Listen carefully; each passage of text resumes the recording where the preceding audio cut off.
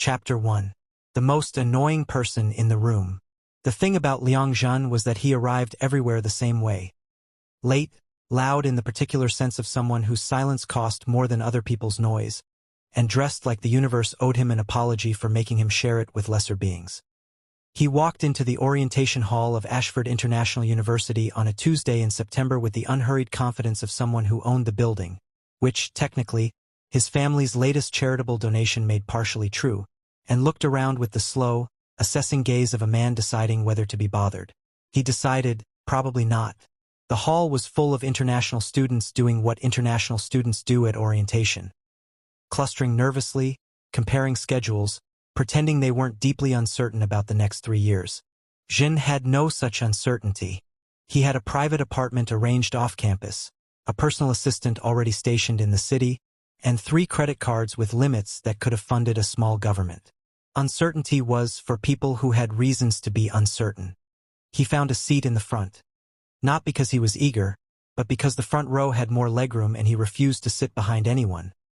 Set his bag down on the chair beside him to discourage company, and began scrolling through his phone with the energy of a king reviewing tax reports. "Excuse me, is this seat taken?" Zhen looked up, then up a little more. The person standing over him was tall, genuinely tall, the kind that rearranged the spatial geometry of a room, with dark hair, a jaw that looked like it had been designed by committee, and eyes so flat and unimpressed that they constituted their own kind of rudeness. He was also, Zhen clocked with the automatic efficiency of someone raised around beautiful things, extraordinarily good-looking, which was irritating because Zhen preferred to be the most attractive person in any given room, and this was clearly going to be a problem. "Yes," Zhen said, and went back to his phone. A beat. Then the person reached down, picked up Zhen's bag by one strap, placed it in Zhen's lap with the casual certainty of someone who had decided the conversation was over, and sat down. Zhen stared at his bag, then at the person. The person did not look back. He had produced a book, an actual paper book, which Zhen found either deeply pretentious or vaguely interesting and couldn't decide which, and was reading it with complete absorption. "Excuse me," Zhen said. "Nothing. I said that seat was taken." "You lied," the person said, without looking up from the book. Zhen opened his mouth, closed it. This had not happened to him before.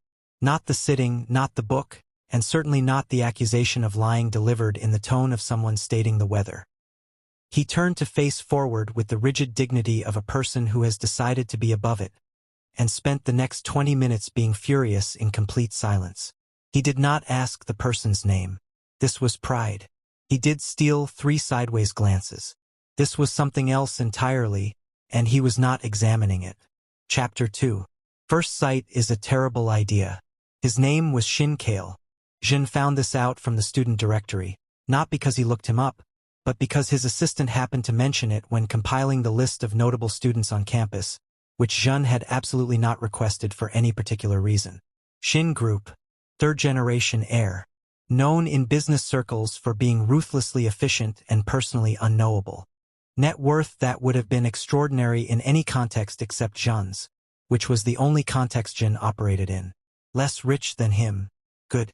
Zhen filed this information and moved on. What he did not file, what he refused to file because filing it would require acknowledging it, was the specific way Kael had looked at him on that first day. Not after the bag incident, when he'd returned to his book with maddening calm. Before. In the 2 seconds when Zhen had walked into the orientation hall and Kael, seated 3 rows back with a book already open, had looked up. Zhen had not been looking at him. He had been surveying the room. But something in the quality of that gaze, not the assessing, dismissive kind he was used to from rivals, not the admiring kind he was used to from everyone else, had registered in his peripheral vision like a heat source. Particular. Still. Like someone who had been waiting and had just quietly stopped. He did not think about this. He was very disciplined about not thinking about it. Kael, for his part, thought about it constantly. He was not disciplined about much when it came to Zhen, a fact he had accepted with the same grim pragmatism with which he accepted all uncomfortable truths. Fully, privately, and without sharing it with anyone. He had seen Zhen before orientation, actually, 2 days before. Zhen arriving at the apartment building 3 floors above his own, directing the moving of his luggage with the imperious focus of a general commanding a campaign, wearing sunglasses indoors and somehow making it look correct. Kael had been walking past. He had stopped. He had stood there for longer than was reasonable watching a person he did not know argue with a porter about the angle of a coat rack. Then he had gone inside and told himself it was not going to be a problem. This was the first of many things Kael was wrong about regarding Zhen. He was insufferable. He was magnificent. Kael had the terrible feeling these were not separate observations. Over the next 3 years, they existed in each other's orbit the way celestial bodies do, close enough to exert gravity, too proud to admit it. They were not friends. They were not enemies. They were something more complicated, which was two people who were always somehow in the same room, always aware of the other's exact position within it, and never once saying so directly. Zhen complained about Kael to his small social circle with extravagant frequency. So rude. Never talks. Looked at me like I was furniture again. He did not mention that the looking at him like furniture was becoming the most interesting part of his week. Kael did not complain about Zhen to anyone, because he had approximately one friend who might listen, and that friend was clever enough to read between every line, which was a vulnerability Kael could not afford. He simply appeared with uncanny regularity wherever Zhen happened to be. The same library floor, the same lunch rush, the same dreary departmental mixers, and said very little and watched and told himself it was habit. Zhen, junior year, at a rooftop party neither of them had particularly wanted to attend, said to him across a railing with city lights below them and wind between them, "You follow me around, you know. It's strange." "You're the one who came to this party," Kael said. "So did you." "Yes," Kael said, and said nothing else, and looked at the city, and Zhen stood beside him for 20 minutes that felt like something, though neither of them named it. Graduation came. They packed their separate lives and returned to their separate countries and said, in parting, approximately nothing meaningful. Zhen told himself it was fine. Kael told himself the same thing. Both of them were wrong about this too. Chapter 3. 3 years of pretending. Back home, Zhen did what Zhen did. He ran his family's empire with devastating competence that he disguised behind tantrums and designer shoes, through parties that became the social events of the season, and maintained a public persona of magnificent, weaponized shallowness that kept almost everyone at exactly the distance he wanted them. Almost everyone. His boyfriend, if the word boyfriend could be stretched to cover what Evo actually was, had come along 18 months after graduation, the result of too much champagne at a charity gala and a face that had photographed well enough to make the decision seem defensible at the time. Evo Chun was handsome in the conventional way, connected enough to be useful, and deeply, catastrophically wrong for Zhen in every way that mattered. He did not understand Zhen's humor. He did not find Zhen's tantrums charming. He found them inconvenient. He had, in the last 6 months, developed the specific habit of rolling his eyes when Zhen was mid-sentence, which was the kind of thing that should have ended relationships and somehow hadn't. Zhen knew, the way Zhen knew most things he preferred not to act on, Evo was trash. Not in a dramatic, villainous way. In the quieter, more insulting way, the way of someone who believed, sincerely and without malice, that Zhen would never actually leave. He was not entirely wrong. Zhen had not left. But the reasons were complicated and had very little to do with Evo, and everything to do with the fact that leaving required having somewhere to go, and Zhen had been carefully not thinking about that particular answer for 3 years. He had, however, been preparing. Quietly, with the meticulous strategic patience that people who underestimated him never saw coming, he had been arranging things. His parents, who had opinions about his personal life and the social capital it represented, needed to be managed. The public, who consumed the Liang heirs' relationships like entertainment, needed a narrative, and whatever came next needed to arrive with enough momentum that nothing could push back against it. He had, in short, been building the runway. He was simply waiting for the plane. Meanwhile, in his own country, Kael was doing what Kael did, running Shin Group's expansion division with the cold efficiency of someone who found most human interaction faintly exhausting, attending the minimum number of social events required by courtesy and reputation, and declining every setup his family attempted with the same 2-word response. Not interested. Delivered so consistently it had become a kind of mantra. His one friend, Jiho, who had known him since childhood and had therefore developed both immunity to his moods and an unsettling ability to read them, asked him once, over drinks, who it was. "Who is what?" Kael said. "The person you're not getting over." Kael looked at his glass. He took a drink. He said nothing. "That's what I thought," Jiho said cheerfully, and changed the subject, because he was wise enough to know the answer would come in its own time. 3 years after graduation, Zhen Group acquired controlling interest in a luxury retail brand headquartered in Zhen's country. Kael took the international expansion personally. He told Jiho about the business opportunity. "Absolutely," Jiho said, and did not smile much. Chapter 4. The Trash Boyfriend Problem. Ivo had a group chat. This was, in retrospect, the beginning of the end. He had a group chat with 4 of his friends, none of whom Zhen had ever liked, all of whom had the particular quality of people who are impressed by money without understanding it. And in this group chat, over the past 2 months, he had sent a cumulative 47 messages that could be characterized as follows. Zhen being dramatic, Zhen being exhausting, he can't actually leave me, he just does this, and, most recently, a screenshot of Zhen's latest message, in which Zhen had said, with some heat, that Ivo needed to decide whether he was capable of treating him with basic respect, accompanied by the caption, "LOL, he's so predictable. Tantrum mode again. Giving it a week." Zhen did not know about the group chat.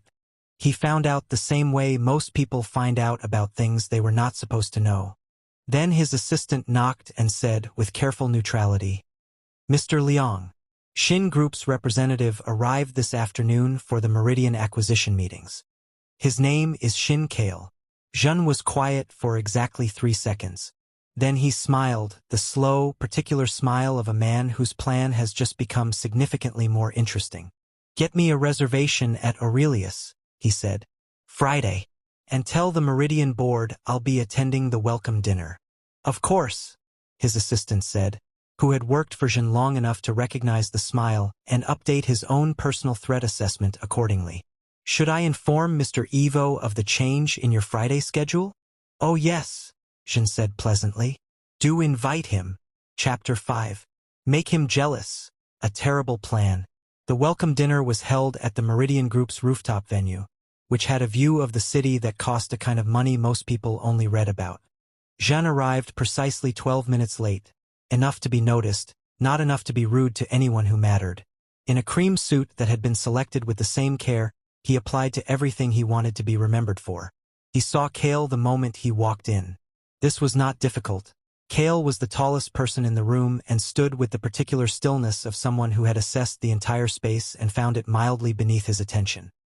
He was in a dark suit, talking to no one, holding a drink he wasn't drinking, and looking at the city with an expression that communicated, clearly and without hostility, "I am here because I have to be and not 1 second longer."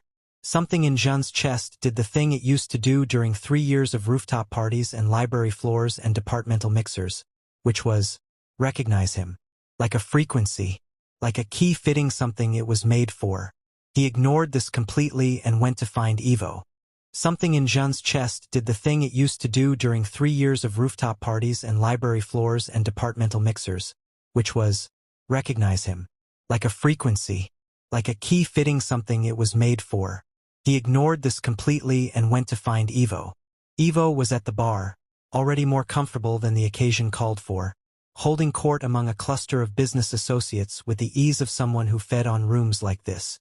He looked at Zhen with the particular expression Zhen had come to catalog as Category 3 mild appreciation, mild possessiveness, 0 actual attention, and kissed him on the cheek in the automatic way of a habit. "You're late," Ivo said. "I'm always late," Zhen said sweetly. "You should know that by now." He let Ivo put an arm around his waist. He smiled at the business associates. And then, with the precision of a surgeon and the drama of a theater director, he positioned them both at a 45-degree angle to where Kael was standing and laughed, loudly, beautifully, at something Ivo said that was not particularly funny. Across the room, Kael's gaze, which had been fixed on the city skyline, moved, slowly, and landed on Zhen with the particular quality it always had. The one Zhen had spent 3 years pretending not to feel, but now with something additional in it. Something cooler.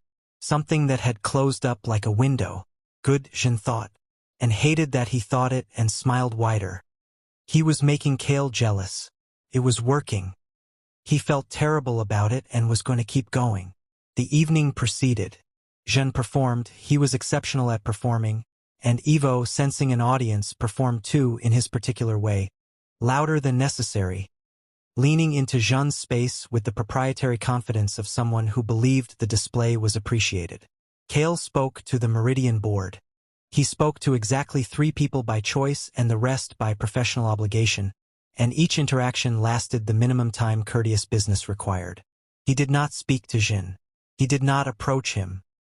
He did not, by any visible signal, acknowledge that they had ever met before.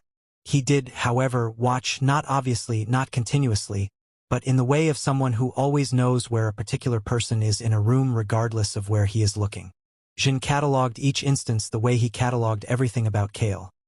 Privately, efficiently, and with the specific ache of someone who has been wanting something for 3 years and has finally placed it close enough to almost touch.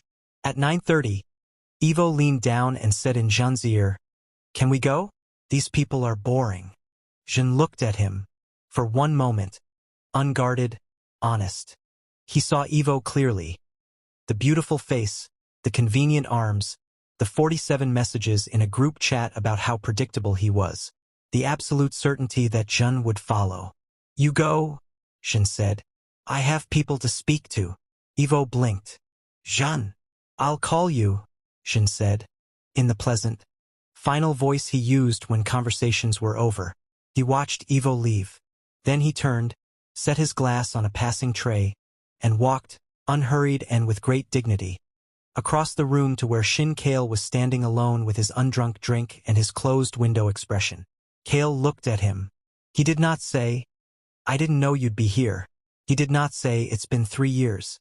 He said, in exactly the tone he'd used across 100 library tables and 1 rooftop with city lights below them, "Zhen." Just that. Just his name. Like it had been sitting in his mouth for 3 years waiting for the right moment to come out. Zhen hated how much he felt it. "Kael," he said, and smiled his best smile, which was unfortunately also his most genuine one. "You look terrible. You look like you're performing," Kael said. The smile didn't waver. Nothing about Zhen wavered. "I always perform. Not like that." Kael looked at the door Ivo had left through, then back at Zhen. "Not for me." Silence. The party moved around them. Zhen held his ground by sheer force of personality and said, with perfect lightness, "Don't flatter yourself." Kael looked at him for a long, even moment. Then he looked away, back to the city, the old pose, the old patience, and said, "Have dinner with me tomorrow." It was not a question. It never was with him. "I have a boyfriend," Zhen said. "I know," Kael said. "Have dinner with me anyway." Chapter 6. Pitiful, dramatic, and completely on purpose. He went to dinner. Of course he went to dinner. He was Liangzhen, he did what he wanted, and what he wanted was to sit across a candlelit table from Kael for the first time in 3 years and remind himself why he had chosen to be strategic rather than impulsive. He arrived 10 minutes late. Kael was already there, already seated, already with water he wasn't drinking. He did not look annoyed by the lateness. He looked like a man who had expected it and arranged himself accordingly, which was somehow more irritating. "You could have left," Zhen said, sitting down. "I could have," Kael agreed. "Most people would have left." "I'm not most people." Zhen looked at him across the table. In the candlelight, 3 years older, he was more contained, more still, more of whatever it was that made Kael Kael. It was deeply unfair. "Why did you come here?" Zhen asked. "For the acquisition. You have a full international division. You didn't need to come personally." "No," Kael said simply. "Then why?" Kael picked up the menu. He studied it for a moment. Then he set it down and looked at Zhen with the flat, direct gaze that had been arresting people into silence since approximately birth. "You know why," he said. Zhen's heart did something undignified. He covered it immediately with a laugh and the menu and a detailed complaint about the font choices on the wine list. And the conversation moved on, and Kael let it move on with the patience of someone who had waited 3 years already and was prepared to wait a little longer. "Hey," 3 days later, Ivo showed up unannounced at Zhen's apartment, which he did sometimes with the casual ownership of someone who had never once been told the door was closed to him, and found Zhen in a terrible mood that had nothing to do with him and everything to do with the fact that Zhen had just spent 40 minutes arguing with himself about feelings he was not ready to have. Ivo, reading the mood incorrectly as he read most things, made a joke. It was not a cruel joke, just a careless one, the kind that reveals what you think of someone when you're not paying attention. Something about Zhen being dramatic. Something about how everyone knew Zhen's moods were performances. He punctuated it with a smile that expected to be found charming. Zhen looked at him. He did not perform. He did not throw a tantrum. He did not smile or soften or reach for any of the tools he normally used to manage the distance between what he felt and what he showed. He said very quietly, very clearly, "We're done, Ivo." Ivo blinked, laughed. "Zhen, I'm not throwing a tantrum," Zhen said. "I'm telling you that I know about the group chat. I know what you've been saying, and I know what you think of me, which is predictable, that I won't actually leave." He picked up his phone from the couch and stood up. "You were wrong. You're being dramatic. Goodbye, Ivo." He walked into his bedroom. He closed the door. He sat on the floor with his back against it. Not dramatic, just tired, and listened to Ivo knock twice, say his name twice, and then leave because even Ivo, even now, understood something definitive when it arrived in that particular voice. Then he picked up his phone and texted Kael. "I'm free for dinner tomorrow. You're paying." The reply came in under 30 seconds. Just, "I know." Zhen laughed. Sitting on his bedroom floor, alone and newly broken up and lighter than he'd been in 18 months. It was an undignified situation. He found he didn't mind. He had been waiting to leave for a year. He had been waiting for Kael for 3. The next morning, he arrived at Kael's temporary office with red eyes he had not bothered to conceal. Not because he had been crying over Ivo, but because the relief of ending things had apparently required some kind of physical release and his body had chosen tears, and Zhen had decided to use this strategically, and sat down in the chair across from Kael's desk and said, with practiced wobble, "I just want you to know that I broke up with Ivo, and I'm completely fine, and I don't need any comfort whatsoever." Kael looked at him from across the desk, at the red eyes, at the perfect posture that was slightly less perfect than usual, at the chin that was lifted a centimeter higher than normal, which Zhen always did when he was trying to look unaffected. "Okay," Kael said. "I'm fine. I can see that. I just thought you should know, professionally, since we'll be in meetings together, that my personal life is completely settled and not affecting my—" "Zhen, what? Come here." Kael stood up from his desk, walked around it, and sat on the edge, which brought him level with where Zhen was sitting and made the distance between them considerably smaller, and looked at him with the specific expression Zhen had been cataloging for 3 years and had finally decided to name. Care. Not performance. Not strategy. Just, "I see you. I have always seen you. I am not going anywhere." Zhen, who was manipulative and calculating and excellent at producing emotion on demand, felt something entirely genuine climb up his throat. "Don't look at me like that," he said, with a little less edge than intended. "Like what? Like you feel sorry for me." "I don't feel sorry for you," Kael said. "You did exactly what you meant to do. You always do." Zhen stared at him. The accuracy of this was deeply annoying. "You're terrible at comfort. You said you didn't need comfort." "I lied." "I know," Kael said, and handed him a cup of tea that had apparently been sitting on the corner of the desk this whole time, waiting, because Kael had known he was coming, and had known what he would need, and had prepared accordingly, which was its own kind of devastating. Zhen took the tea. He did not say thank you. He did not need to. Kael already knew. Chapter 7. Kael versus the trash. Ivo did not apologize. This was not surprising. Zhen had not expected an apology, exactly, because apologies require a level of self-awareness Ivo had never displayed in 18 months. What he expected was something closer to what actually happened. 3 weeks of increasingly pointed silence, followed by an approach engineered to look casual and function as pressure. He showed up at a gallery opening that both their social circles attended, which Ivo knew Zhen would be at because Ivo had never figured out how to be unpredictable. He arrived with the studied ease of someone who had rehearsed being undisturbed and was now performing it to a theater he assumed was watching. Zhen was watching. So was Kael, who was standing approximately 3 feet to Zhen's left in a suit that had been chosen by no one and fit him perfectly anyway, because Kael had the aggravating quality of looking expensive without appearing to try. Ivo came over. He smiled at Zhen with the specific smile that had always preceded demands dressed up as affection, and said, "You look well. We should talk." "Should we?" Zhen said pleasantly. "I think we both said things." "I didn't say things," Zhen said. "I said one thing, very clearly, with full awareness of what I was saying." Ivo's smile shifted, a degree, just a degree, toward the expression that meant, "We both know you don't mean this." He glanced at Kael for the first time, the glance of someone assessing a variable. Then, having apparently decided the variable was negligible, he looked back at Zhen and said, with the mild but unmistakable confidence of someone who believed the outcome was already settled, "Zhen, stop being dramatic. Come back, apologize, and we can move on." There was a silence. It was Kael's silence, the specific kind he created when he had decided to say something and was choosing the exact minimum of words required. He turned from the painting he had been facing and looked at Ivo for the first time with full attention. It was not a threatening look. It was not a loud look. It was a look that had the quality of an audit. Thorough, dispassionate, finding exactly what it was looking for and not being surprised by it. "He's not going to apologize," Kael said. His voice was the same as always, level, unhurried. "Like weather. And you're going to leave." Ivo blinked. "Excuse me, who are?"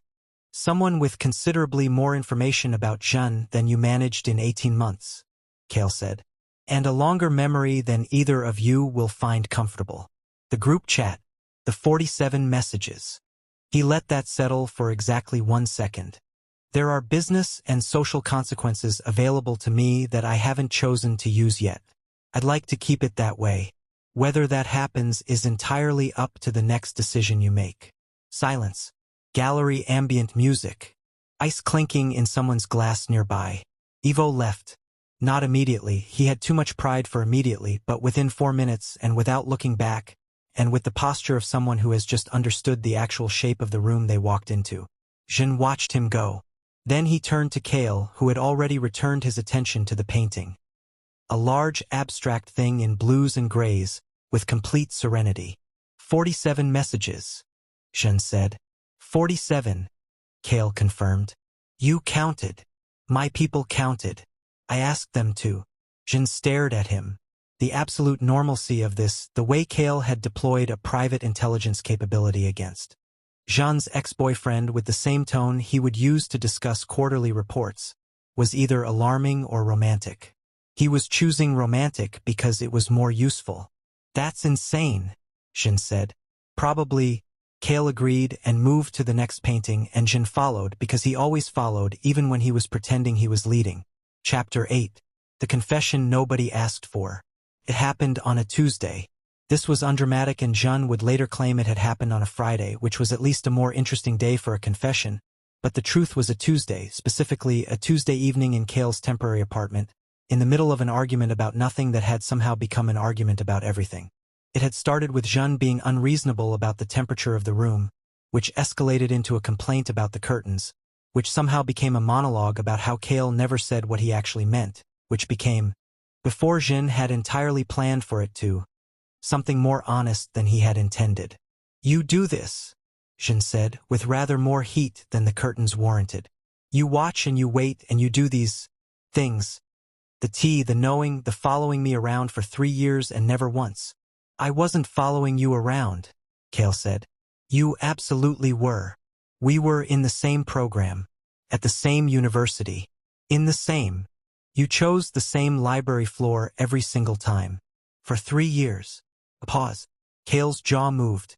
It was the closest he came to a tell. "It had the best light," he said. "Kael. And you were there," he said. Quieter. Without performance, without strategy, with exactly none of his usual armor. "You were there and I wanted to be where you were.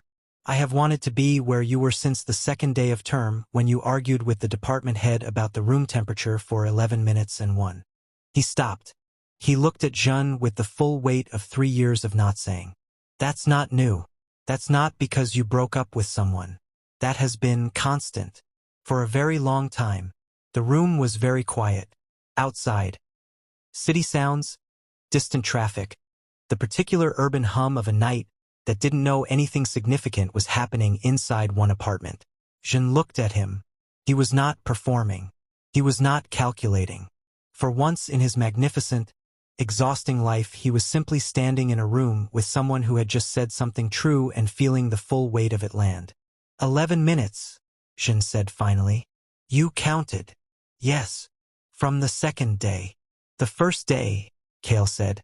You walked into orientation and He stopped. He almost never stopped mid-sentence. I looked up, and I didn't look away for an embarrassing amount of time. And then you lied about the seat and I thought, I need to be near this person for as long as the universe allows it. Zhen sat down on the couch. Not dramatically. Just, he needed to be lower to the ground for this.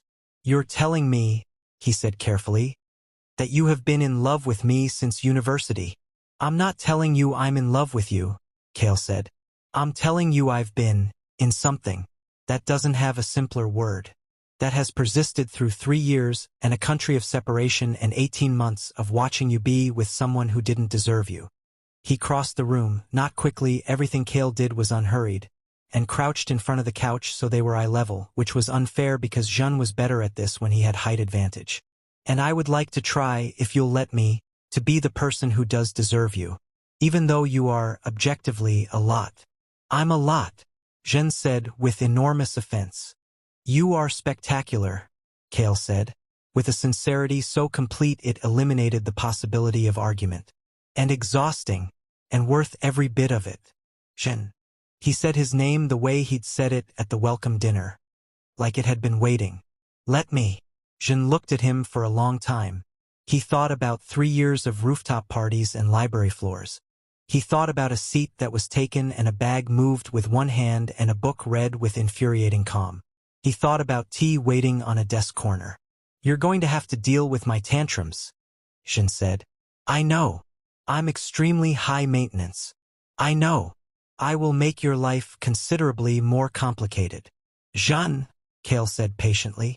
I know. Zhen looked at him. This infuriating, devoted, entirely insufficient man who had apparently been orbiting him since the second day of term and had chosen now, on a Tuesday, over a curtain argument, to finally say so. Fine, Zhen said, with the air of someone making a significant concession. But you're buying dinner for the foreseeable future. Obviously, Kael said, and smiled, not the closed, measured expression Zhen was used to, but the real one, the one that had approximately never been deployed in public and was therefore somewhat devastating. And Zhen decided that the universe, in this one specific instance, had done something right. Chapter 9. The Secret, the Side Chick, and the Scandal. Evo came back. This was predictable. Zhen had, in fact, predicted it to Kael at breakfast one morning approximately 3 weeks into their arrangement, while stealing Kael's toast without asking. He'll come back, Zhen said, with the certainty of someone who has mapped the behavioral patterns of the people in his life the way other people map public transit. Probably around the 6-week mark. He'll have heard something through the social circuit. Not enough to know exactly what, but enough to be alarmed. And when he does? Kael asked, watching his toast disappear without inflection. He'll tell me to come back to him. He'll make it sound like a favor. Zhen ate the toast. And then you'll know everything. I already know everything, Kael said, reaching for the coffee instead. Not this part. Evo came back on day 41, which Zhen found faintly satisfying from a predictive standpoint. He called first, which was new, a concession if a small one, and Zhen, who had told Kael about the call in advance because he told Kael everything now in the particular way of someone who has discovered that honesty is significantly more restful than strategy, met him at a cafe that was neutral territory. Evo sat down.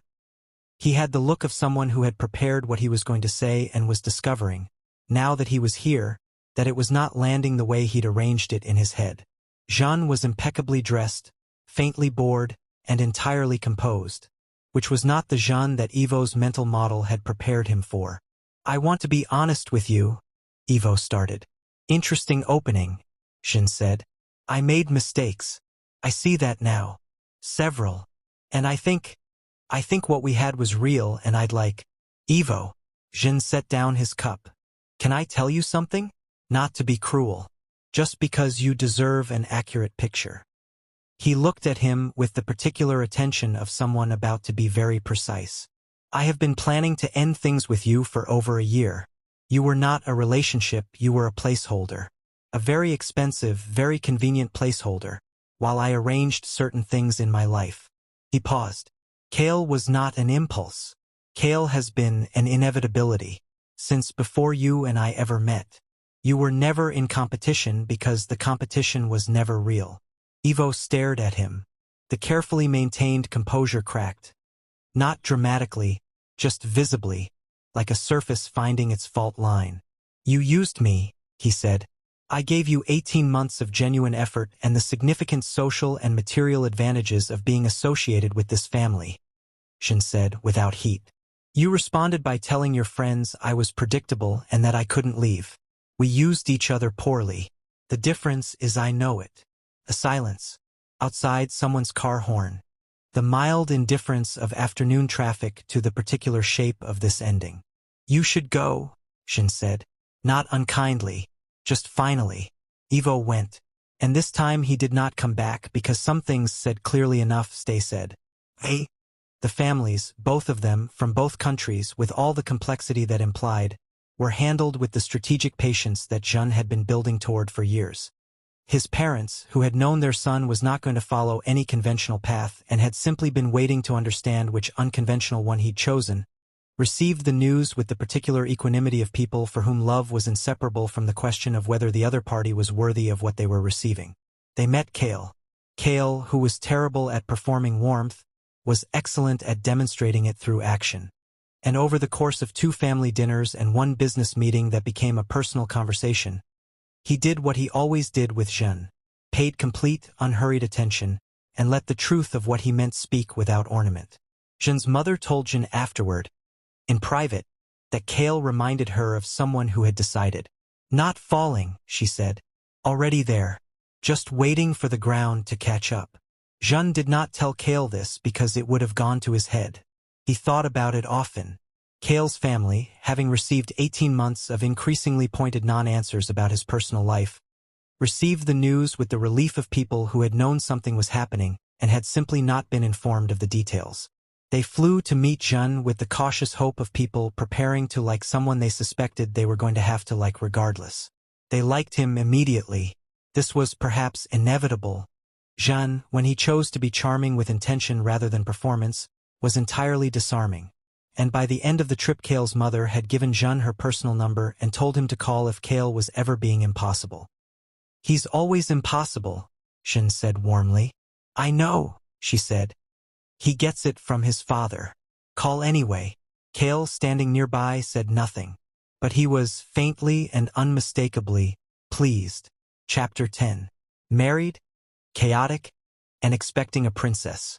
The wedding was, by any reasonable measure, completely unnecessary in scale. Zhen had specified this from the beginning, not because he wanted unnecessary scale, but because necessary scale was insufficient for the occasion, and the distinction mattered to him. 200 guests, both countries represented, a venue that had been booked before the proposal because Zhen had booked it provisionally 18 months prior under the name of a shell company, because he was Liang Zhen and this was how he operated. Kael, who had proposed with a ring he'd apparently been carrying in his jacket for 6 weeks waiting for what he described as the right moment, which turned out to be a completely ordinary evening on Zhen's balcony with delivery noodles, found the wedding planning both impressive and alarming in roughly equal measure. You booked the venue before I proposed, he said. It was not a question. I knew you were going to propose, Zhen said. How? You'd been carrying the ring for 6 weeks. You kept reaching into your jacket pocket and then not producing anything. It was very obvious. It was not obvious. Kael, my assistant, noticed. Pause. Your assistant is very observant. My assistant has worked for me for 4 years and knows that when I tell him to just keep an eye on things, I mean, keep an eye on everything. Zhen adjusted Kael's collar in the casual, proprietary way he had developed in the last year, as if Kael's appearance was simply a standing item on his list of things he managed. He also confirmed the ring was from Moreau's, which is where I would have gone. So your taste is acceptable. I'm incredibly glad my taste meets your standards, Kael said, with the specific dry flatness that had replaced what other people used sarcasm for. It usually does, Zhen said generously. That's why I'm marrying you. Hey? They married on a Saturday in spring, which was the only day of the week Zhen considered appropriately cinematic for the occasion. The ceremony was held in a garden venue with ivory and gold everywhere that Kael had exactly one opinion about, the placement of the lighting, and Zhen had 400 opinions about everything else, which he expressed loudly and in detail until they were incorporated. Kael stood at the end of the aisle and watched Zhen walk toward him with the expression he reserved exclusively for Zhen. Not the closed, minimal face he offered the rest of the world, but the open one, the one that had exactly no armor and exactly no performance, and said, with a clarity that required no words, "There you are. I've been here." Zhen, who had decided months ago that he would not be emotional at his own wedding because emotional was a loss of control and control was foundational to his sense of self, made it approximately to the third step before the expression on Kael's face did something to his composure that all his preparation had not accounted for. He lifted his chin. He did not cry. He would maintain this version of events permanently and absolutely. He cried a little. Kael saw. Kael said nothing then or ever, because this was one of the ways Kael loved him, by knowing what not to say. They were insufferable together. They were also, quietly and completely, exactly right for each other. Hey? The daughter came 2 years later. Not from either of them, from a hospital in a different country, via a set of paperwork that had taken 8 months and the coordinated effort of 3 legal teams and Zhen's personal determination, which was the most effective force in any situation. She was 11 months old when they brought her home. She had enormous eyes, a remarkable amount of opinion for someone who didn't have words yet, and a way of regarding the world with the assessing gravity of someone who was taking notes and would produce conclusions later. Kael held her for the first time in the airport, very still, with the careful attention of someone handling something extraordinary. She looked up at him. She considered him for a long moment. Then she grabbed his collar with one small fist and did not let go. "She likes you," Zhen said. "She's very strong," Kael said, as if this were a business observation. "She's ours," Zhen said. And the simplicity of this, the enormous, ordinary simplicity of it, sat between them for a moment like something that didn't need any more words around it. They named her May.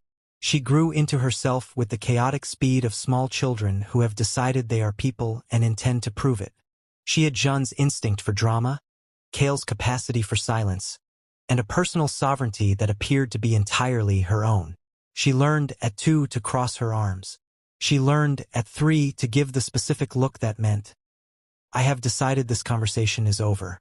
She learned at 4 that if she climbed into the space between her fathers on the sofa and made herself very still, they would wrap around her without discussion, the way the world adjusts for things it has decided to keep. She demanded that her juice cup, always the same cup, be present at every meal. She had opinions about which shoes matched which occasion. She cried when she didn't get her way, loudly and with commitment, and then recovered with a speed that suggested she had decided it was done and moved on.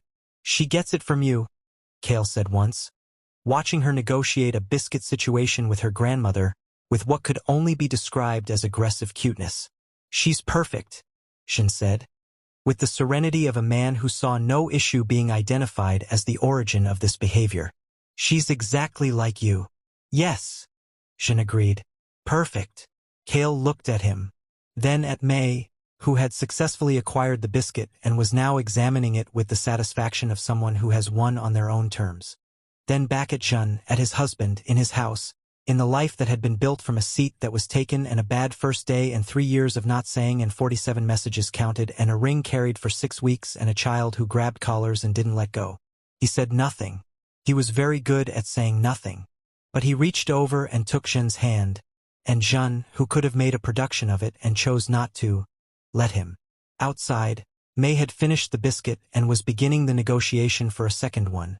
with considerable tactical skill and absolutely zero shame about using her eyes as a weapon. Her grandmother was already caving. The afternoon light was warm. The house was loud in the specific, irreplaceable way of houses that are full. Zhen threw a small tantrum at dinner about the soup temperature.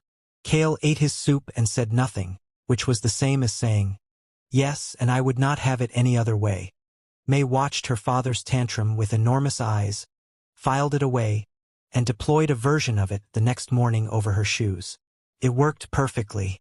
She had learned from the best. He was rude. She was chaos. Kael let them both do whatever they wanted. It was the best decision he ever made. Chaos and devotion. Zhen times Kael times May happily, loudly, ever after.